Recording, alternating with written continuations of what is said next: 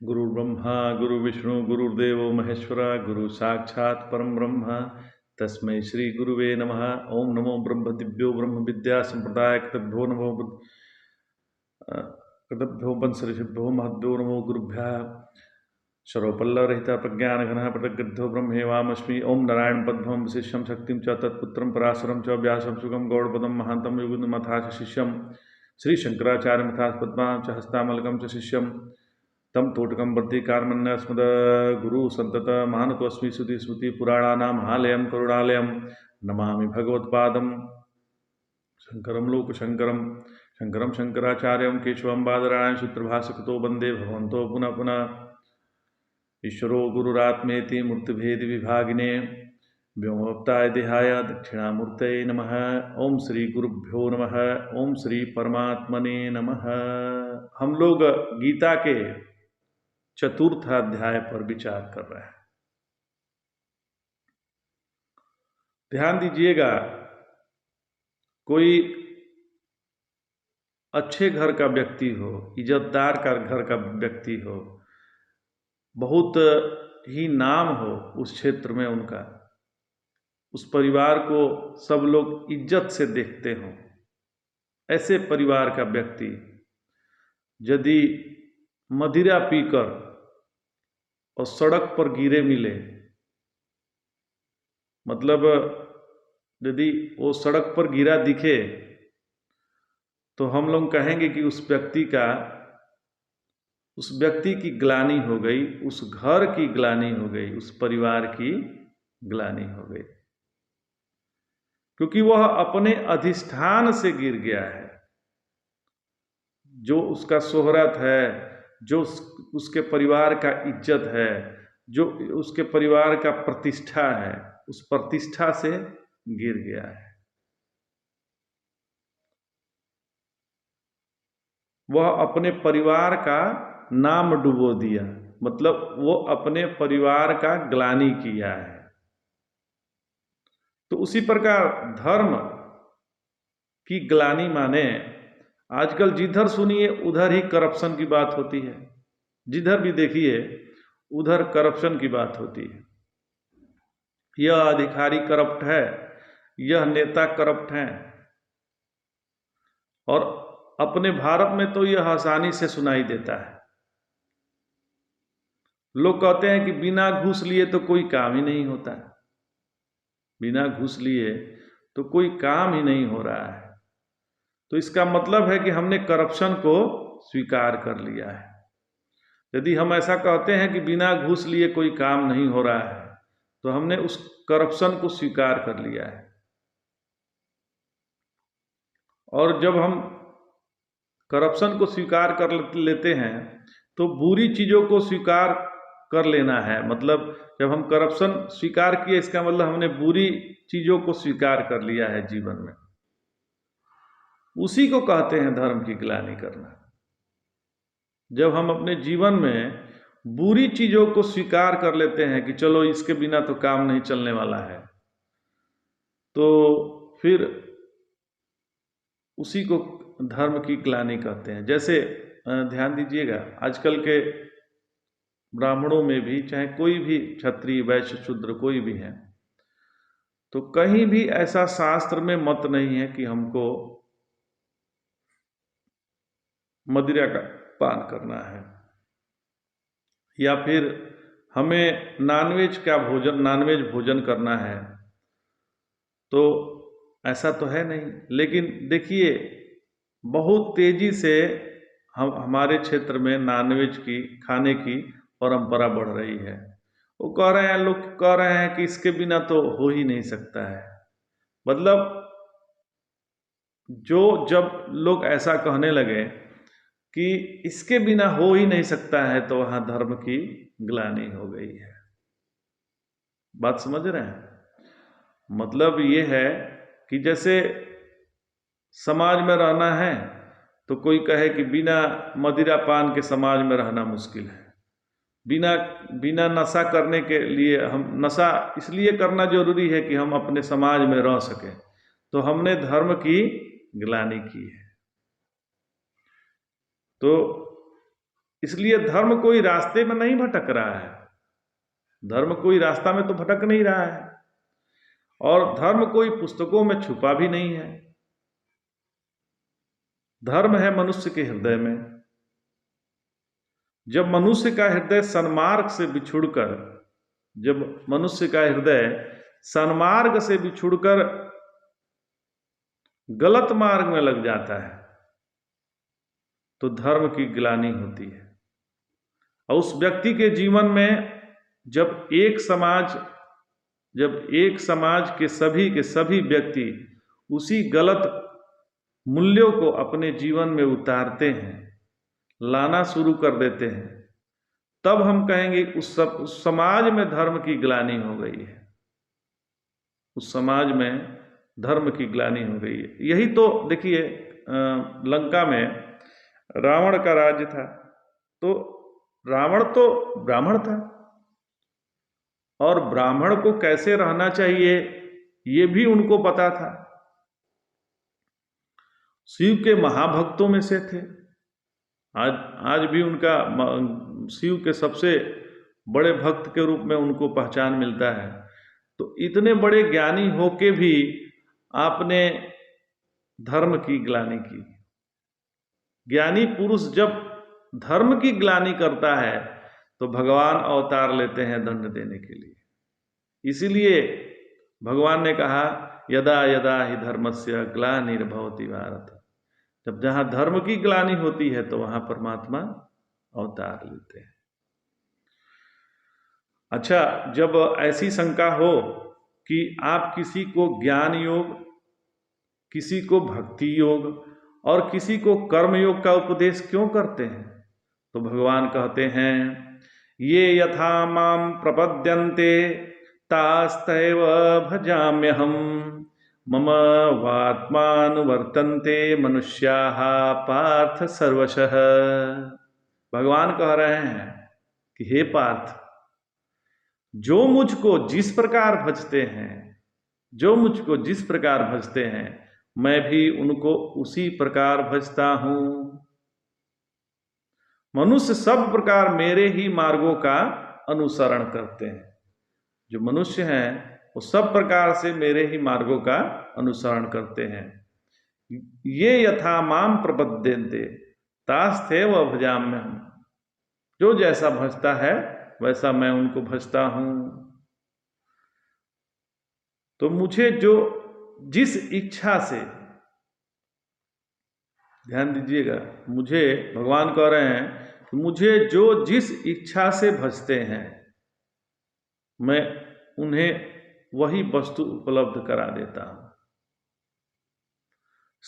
सकामी को इच्छित वस्तु और मुमुक्षु को ज्ञान प्रदान करता हूं। जो मुमुक्षु हैं, जो जिज्ञासु हैं, ज्ञान के जिज्ञासु हैं, उनको मैं ज्ञान प्रदान कर देता हूं। इसलिए मैं राग द्वेष से शून्य हूं। अतः जिसकी जैसी इच्छा होती है, जिसकी जैसी इच्छा होती है उसी प्रकार से मैं उन पर अनुग्रह करता हूं, कृपा करता हूं। यद्यपि सभी मननशील मनुष्य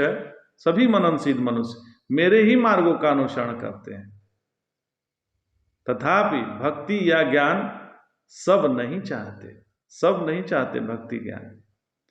हम सबके सब दुनिया में क्या चाहते हैं, तो सुख चाहते हैं। सबसे पहला हमारा प्रायोरिटी है कि हमें सुख चाहिए।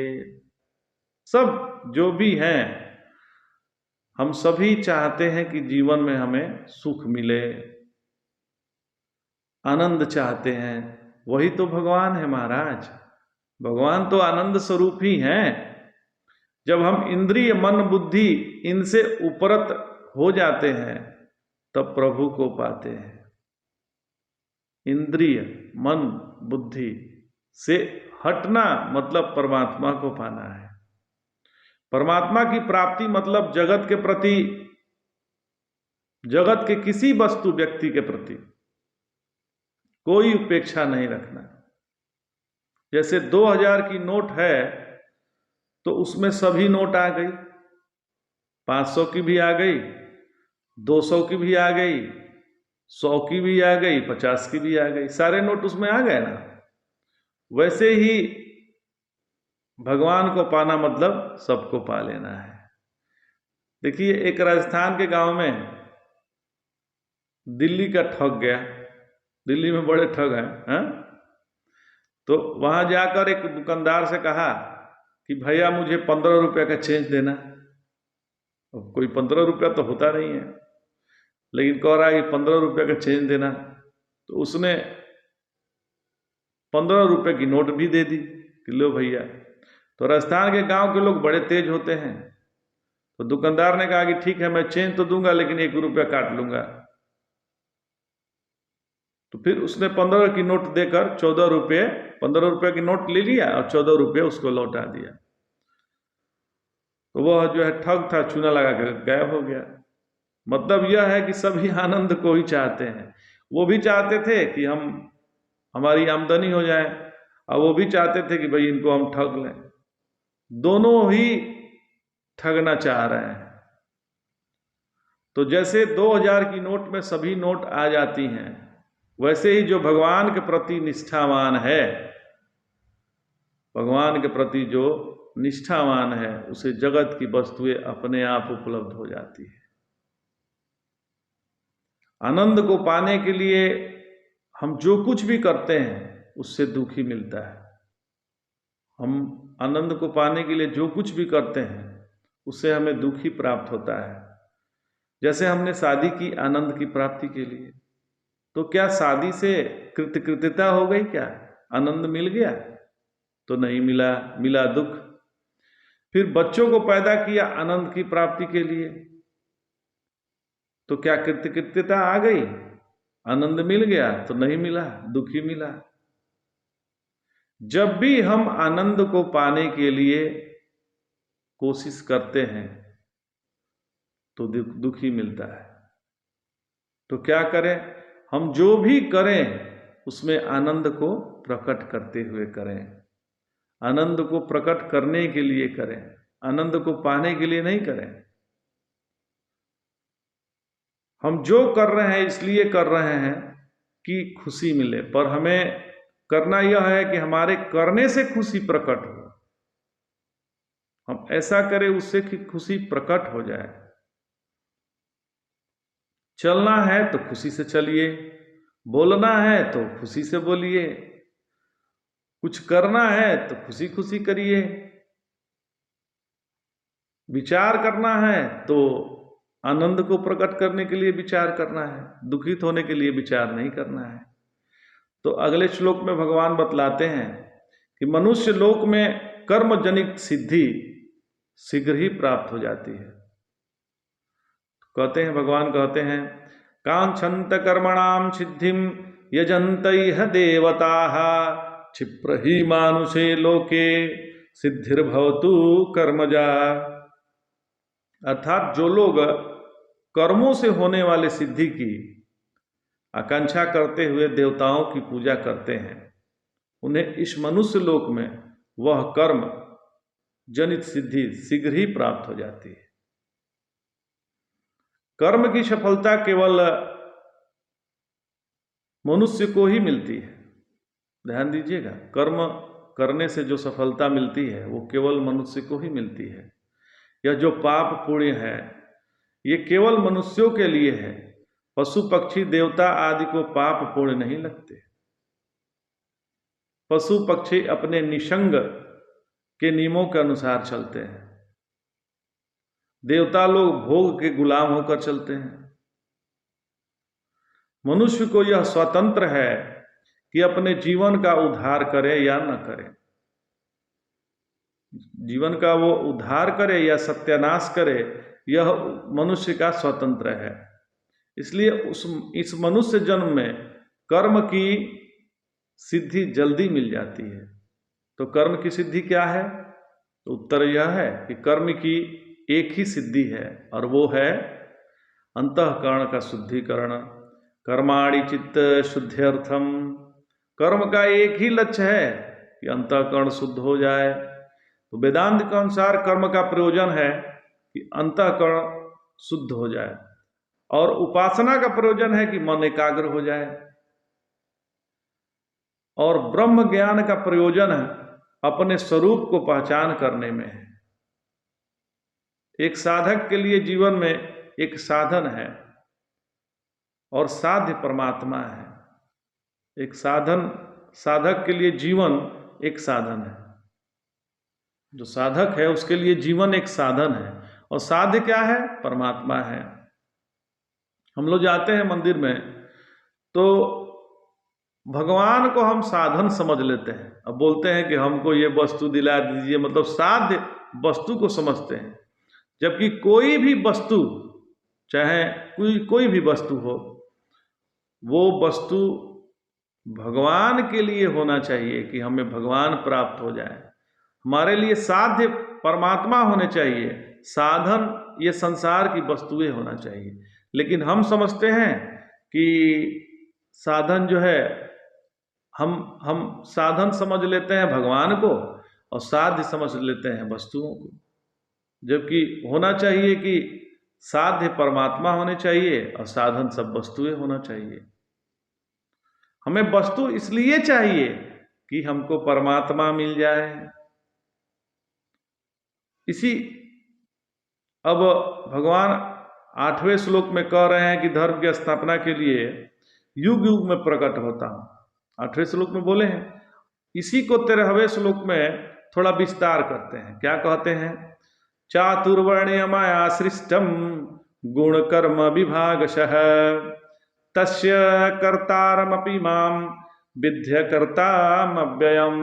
अर्थात गुण और कर्मों के विभाग पूर्वक इन चारों वर्णों की रचना मैंने की है, किंतु इनका कर्ता होने पर भी मुझ अविनाशी परमेश्वर को अकर्ता ही समझो। मतलब मैंने निर्माण जरूर किया है, लेकिन ये निर्माण किया होने के कारण भी मैं इसका अकर्ता हूं।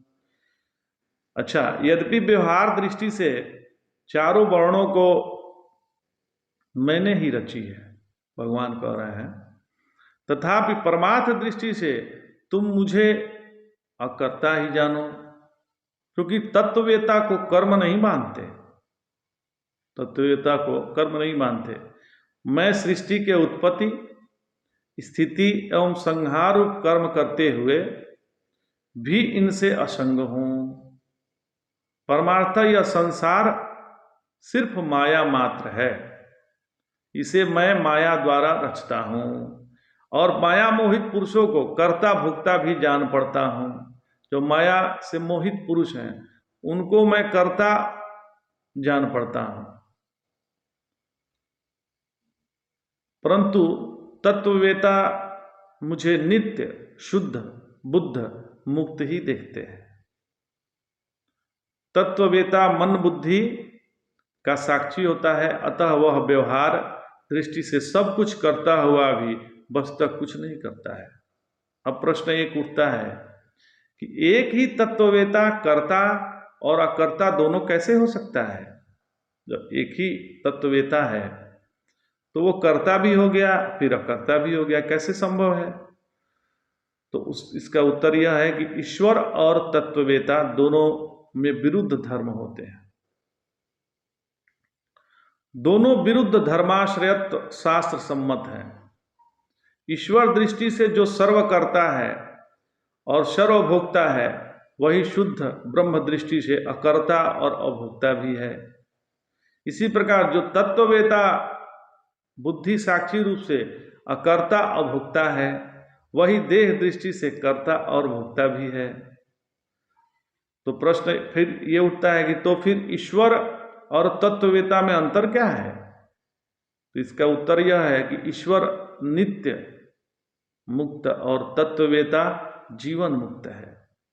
ईश्वर जो है वह नित्य मुक्त है और तत्ववेता जो है वो जीवन मुक्त है।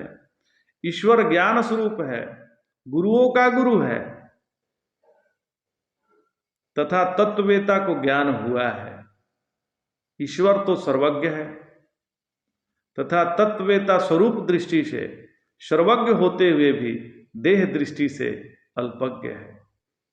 परंतु यह भेद व्यवहारिक दृष्टि से है। यह जो भेद है वह व्यवहारिक दृष्टि से है। परमात्मत यह दोनों का अभेद ही है, दोनों एक ही हैं। अब ध्यान दीजिएगा कि वर्ण को अंग्रेजी में कास्ट कहते हैं और हिंदी में वर्ण को जाति कहा जाता है। यह सरासर जो है गलत है। वर्ण मतलब वर्णनात्म वर्ण। वर्ण मतलब होता है वर्णनात्म वर्ण, जिसके द्वारा किसी का वर्णन किया जाए उसको वर्ण कहते हैं। जाति कहते हैं आकार को, जैसे मनुष्य जाति, पशु जाति, पक्षी जाति इत्यादि। तो यह जो जाति भेद है, यह जो जाति भेद है वह वर्ण भेद नहीं है। हमारे यहाँ जो ज्ञानी लोग हैं इस वर्ण को जाति भेद में बंटवा दिया है। अब इसे दूसरी तरह से समझिए। ये जो शास्त्रज्ञ हैं इनको समझ लीजिए बायोलॉजिस्ट। जो शास्त्रज्ञ हैं उनको आप बायोलॉजिस्ट समझ लीजिए। उन्होंने निर्णय लिया कि सभी के सभी प्राणी मात्र का अध्ययन करना है, सभी प्राणी मात्र का अध्ययन करना है, तो वो प्राणियों का विभाजन शुरू कर दिए। तो इतने सारे प्राणी हैं, इनका अध्ययन कैसे करें? तो उन्होंने सोचा कि चलो इसको पहले क्लासिफिकेशन करते हैं। यह है वर्टिब्रेट और ये है नॉन वर्टिब्रेट। फिर वर्टिब्रेट में फर्दर क्लासिफाई किया गया। क्या किया गया? ये मैमल हैं, मैमल्स हैं और ये नॉन मैमल्स हैं, तो ये रेप्टाइल है इत्यादि। और इसमें भी और वर्गीकरण किया, मतलब इनका वर्णन किया। ध्यान दीजिएगा, जब इन पशुओं का, जीवों का भिन्न भिन्न तरीके से वर्गीकरण किया गया तो इसका अर्थ क्या है? अर्थ कि mammals are superior than reptiles? नहीं ना, मतलब कोई सुपीरियर तो है नहीं। तो वर्णन करना मतलब किसी को अच्छा बुरा कहना नहीं होता है। जैसे मैंने किसी सभा में कहा कि यहाँ दो प्रकार के लोग हैं, कुछ स्त्री हैं कुछ पुरुष हैं। तो स्त्री कहना का मतलब मैंने स्त्री का अपमान नहीं किया है, लेकिन हम उसी को लेकर उलझ जाते हैं। वर्णन करने में किसी को अच्छा बुरा नहीं कहा जाता है। इसी प्रकार से मनुष्य का यदि वर्गीकरण करना हो तो उसके लिए क्या आधार है?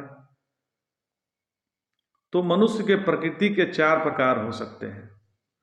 यह 4 प्रकार अपने प्रकृति गुणों पर आधारित है। प्रकृति के 3 गुण हैं, सत्व, रज और तम। तो सत्व गुण ज्ञान प्रधान है। जो सत्व गुण है वह ज्ञान प्रधान है। रजोगुण जो है वो क्रिया प्रधान है और तमोगुण यह द्रव्य प्रधान है।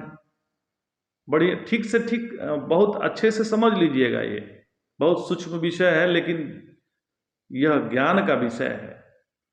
जिस व्यक्तित्व में सत्व गुण की प्रधानता है, जिस व्यक्तित्व में सत्व गुण की प्रधानता है और थोड़ा उसमें रजोगुण मिला है और तमोगुण की एकदम से निम्नता है, ऐसे व्यक्तित्व को ब्राह्मण कहा जाता है।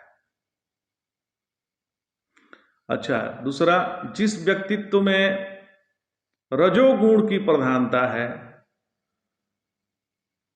उसमें सत्व गुण मिला है और तमोगुण निम्न है, वह क्षत्रिय है। और जिसमें रजोगुण की प्रधानता है, तमोगुण मिला है और सत्व गुण निम्न है, वह वैश्य है। जिसमें तमोगुण की प्रधानता है और सत्वगुण नहीं के बराबर है, रजोगुण की निम्नता है, ऐसे आलस्य व्यक्ति को, जो आलसी है, लोगों को, जो बिना कुछ किए सुख चाहते हैं, जो बिना कुछ किए सुख चाहते हैं, जो 30 दिन के 30 दिन छुट्टी चाहते हैं और 30 दिन के 30 दिन जो है सैलरी पाना चाहते हैं, बिना कुछ किए भोजन मिल जाए, वह शूद्र है। थोड़ा ठीक से समझ लीजिएगा। अपने व्यक्तित्व में भी यह चारों वर्ण है। जो सिर है वह ज्ञान प्रधान मतलब ब्राह्मण है। जो बाहु जो है, ये बाहु वो कर्म प्रधान मतलब क्षत्रिय है। जो हमारा मध्य प्रदेश है मतलब उदर यानी इकट्ठा करने वाला, वह वैश्य है। और जो पैर है वो सेवा करने वाले हैं, इसलिए शूद्र है। तो ऐसा कहने से किसी का मान अपमान नहीं हुआ। तो जीवन में सभी गुणों की आवश्यकता है। यदि तमोगुण का आवाहन नहीं करेंगे तो हमें नींद नहीं आएगी। तमोगुण भी जरूरी है। रजोगुण का आवाहन नहीं आएंगे तो नींद से उठ नहीं पाएंगे। जैसे मुझे सुबह उठना है, नित्य संध्या वंदन करना है, तो हमें रजोगुण का आवाहन करना ही पड़ेगा, तभी हम उठ पाएंगे। और शाम को जल्दी सोना है तभी सुबह उठेंगे, तो शाम को सोने का मतलब तमोगुण का आवाहन करना है। अच्छा, यदि सत्व गुण का आवाहन नहीं किया तो कुछ बात समझ में नहीं आएगी। जीवन में यह तीनों गुणों की प्रधानता है। तीनों गुण आवश्यक हैं, उसके बिना आवाहन के कुछ भी चलने वाला नहीं है। यही इसका तात्पर्य है। ये नहीं कि समाज को जाति भेद में बांटकर आपस में लड़वा देना, ऐसा इसका तात्पर्य नहीं है। और अपना उल्लू सीधा करना, ये तो वोट बैंक की राजनीति है। यह तो अंग्रेजों की चाल थी कि बांटो, भेद डालो, फूट डालो और राज करो। ये तो उनकी राजनीति थी, ताकि आपस में लड़ाई करें ये लोग और फिर हमारा राज चलता रहे। जय शंकर। तो चाहे मैं ब्राह्मण के देह से प्रकट हो रहा हूं, भगवान कह रहे हैं कि चाहे मैं ब्राह्मण के देह से प्रकट हो रहा हूं या क्षत्रिय के देह से प्रकट हो रहा हूं या वैश्य के देह से प्रकट हो रहा हूं या शूद्र के देह से प्रकट हो रहा हूं, पर न मैं ब्राह्मण हूं, न क्षत्रिय हूं, न वैश्य हूं, न शूद्र हूं। मैं सभी के माध्यम से तत्व परम ब्रह्म प्रकट हो रहा हूं। मतलब सारे के माध्यम से एक ही तत्व प्रकट हो रहा है, कोई भेद नहीं है। यह बताने में इस सूत्र का तात्पर्य है। जो 13वां श्लोक है, भगवान यही बताए हैं। यदि किसी भी सिद्धांत का प्रयोजन पता नहीं है तो उसी सिद्धांत के द्वारा हम अपनी ग्लानि कर लेते हैं। यदि किसी भी सिद्धांत का प्रयोजन का पता नहीं हो कि प्रयोजन क्या है, तो उसी सिद्धांत के द्वारा हम अपनी ग्लानि मतलब हानि कर लेते हैं। भगवान सब कुछ करते हुए भी अकर्ता है। अतः अगले श्लोक में कहते हैं, न माम कर्माणि लिम्पन्ति न मे कर्म फले स्पृहा इति माम योऽभिजानाति कर्मभिर्न स बध्यते। भगवान कह रहे हैं कि मुझे कर्म फल की इच्छा नहीं है और कर्म फल मुझे बांध नहीं सकते। इस प्रकार जो मुझे भली प्रकार जानता है वह कर्मों से नहीं बंधता। यह श्लोक जीवन मुक्त और ईश्वर दोनों ही के लिए विषय में लगता है। गीता में यह दिखलाया गया है कि भक्ति करते हुए भी कर्म नहीं बांध सकते। और फिर ज्ञान के विषय में कहा कि ज्ञानाग्नि सर्व कर्माणि भस्मसात् कुरुते तथा, अर्थात अर्जुन, ज्ञान रूप अग्नि सभी कर्मों को भस्मीभूत कर देता है। यहां यह कहा है भगवान ने कि निष्काम कर्म बंधन के कारण नहीं बनते। यह कितना कठिन बात है कि जो खाना बनाता हो उसके हाथों में हल्दी आदि का दाग न लगे, ये उतना ही कठिन है। इसी प्रकार यह बहुत कठिन है कि कर्म करते हुए भी उसमें लिप्त ना हो। तो आज इतना ही। जय जय शंकर, हर हर शंकर, नमामि शंकर।